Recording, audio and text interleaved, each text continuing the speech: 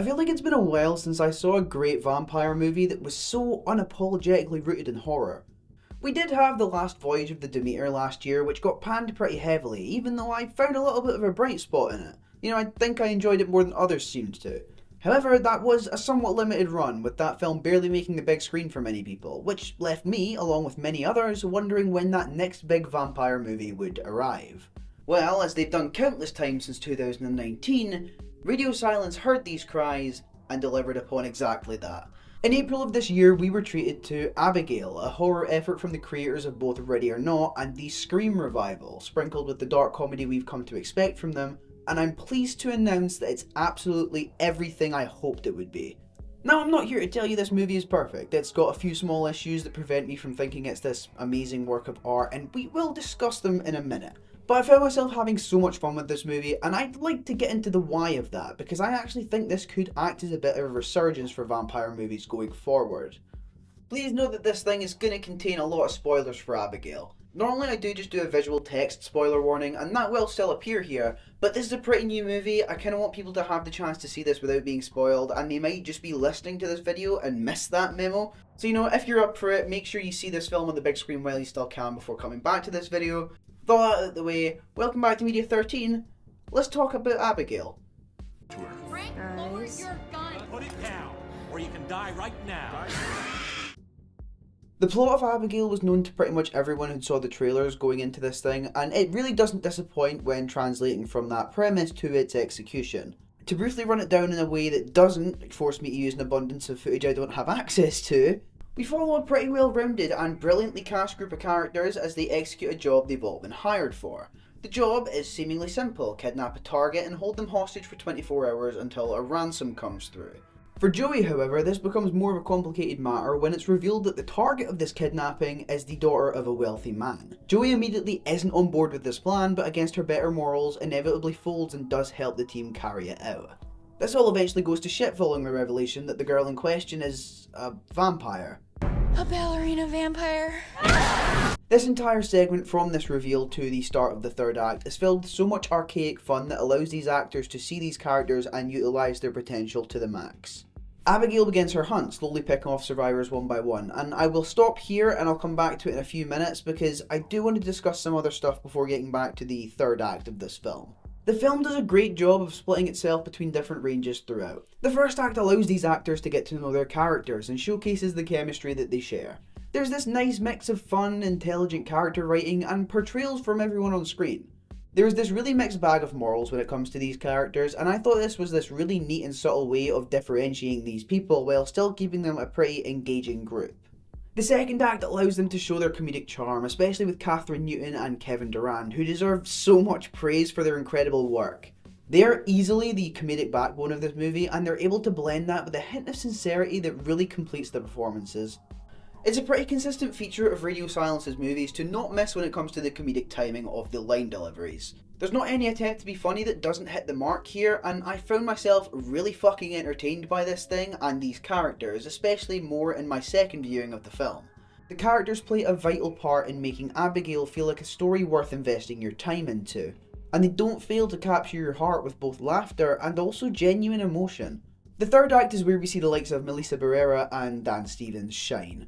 Throughout the film, Stevens plays this charismatically evil dude who isn't necessarily the antagonist until the final confrontation, and yet he's still able to effortlessly play the foil to Melissa Barrera's Joey. These two characters share a common goal of survival throughout most of the movie's runtime, but their morals and goals couldn't be any further aligned from one another. Joey isn't this perfect person, and as the film reveals, she's made some mistakes. But it doesn't mean that she's a bad one, and that's highlighted throughout the movie, with some form of paternal instinct pushing her to comfort Abigail before the revelation that she's a killing machine. Melissa Barrera shines in this movie. She delivers this beautifully resonant performance that showcases a woman who has battled against hell to redeem herself and be the mother that her son deserves. It goes without saying because, she's obviously very clearly the main character of this movie, but she gets so much to work with from a storytelling perspective, and she adapts it all into the character so well. I also think it would be really fucking stupid of me if I didn't heap a ton of heavily deserved praise on Alicia Weir. Never before did I think I'd be terrified of a small child in a ballerina costume, but You should prove me wrong. Weir shows in this film that the art of terror and fear isn't necessarily formulated solely on the shoulders of appearance, but also the body language and the way that you carry yourself. There is something so undeniably terrifying about the way this little ballerina races through the halls. Each elegant spin from her is juxtaposed with the clumsiness and panic of her prey. I am blown away by what is genuinely a phenomenal performance from an actress I only knew from the Matilda movie that was released in 2022. Another thing I adore about this movie is Radio Silence's continued reliance on practical effects. It's a rounded feeling that was reciprocated by pretty much every cast member who worked on this movie, that it was the most blood-heavy production they've ever worked on. This really shouldn't be much of a surprise to you if you remember that Radio Silence made this film and they continuously kick ass in this department. It's something that I've discussed heavily before, most notably in my Ready or Not video from last year, but I love practical effects in horror, and I think you can get a feel for who is truly passionate about this genre in the industry based on their inclusion of them.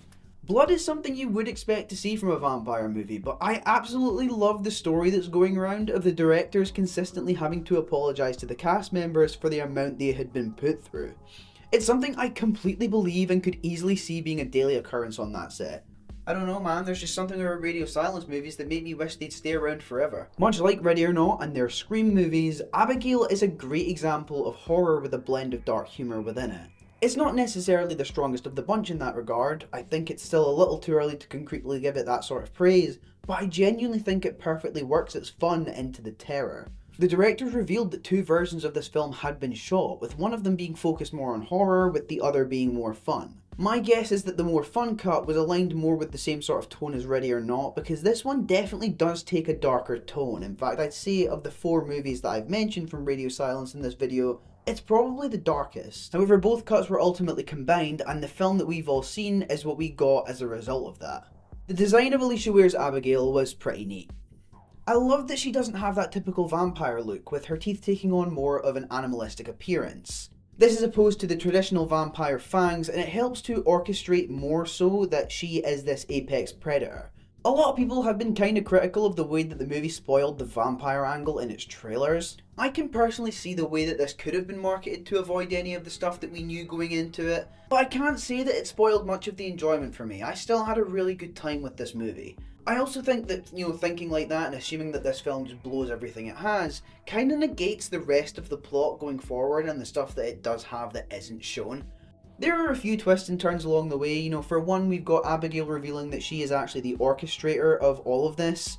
She's working hard to dispatch anyone who has wronged her father in the past. There's also the revelation that Giancarlo Esposito's Lambert was converted into a vampire 2 years prior to the events of this film.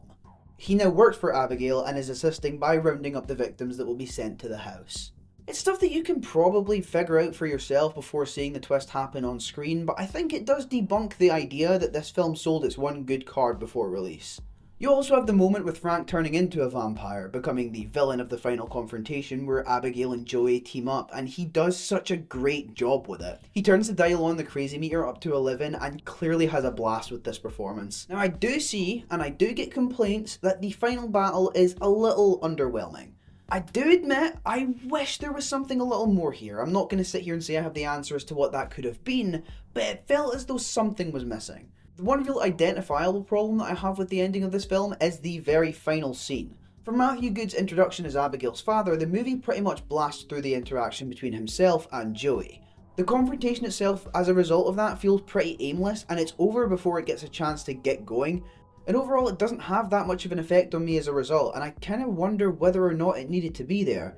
There was also a few moments where I picked up on some usage of pretty poor ADR, but then again when I went to go and see it a second time I didn't really pick up on any of that. So I'm really not sure how noticeable it actually is, or whether or not it was just something that my mind happened to catch on to at the time. I've seen the occasional line with this movie, with it being compared both visually and tonally to Radio Silence's other work, with Ready or Not being the first one that always comes to mind. This is probably due to the setting of that film and also the tone of the horror also being very comedic. Some people are taking issue with that, but I would argue that it's actually kind of a good thing when you factor in that these are very probably in the same universe. With the idea being talked up in press junkets and a suspiciously timed announcement for Ready or Not 2, I would not be surprised if these things are connected, and if they are, I think it makes perfect sense for them to be both visually and tonally similar. It obviously remains to be seen whether or not this is actually going to cross over. I personally really hope it does, and I'll be sat waiting for the announcement, and if it doesn't come, I guess I'll die a sad man.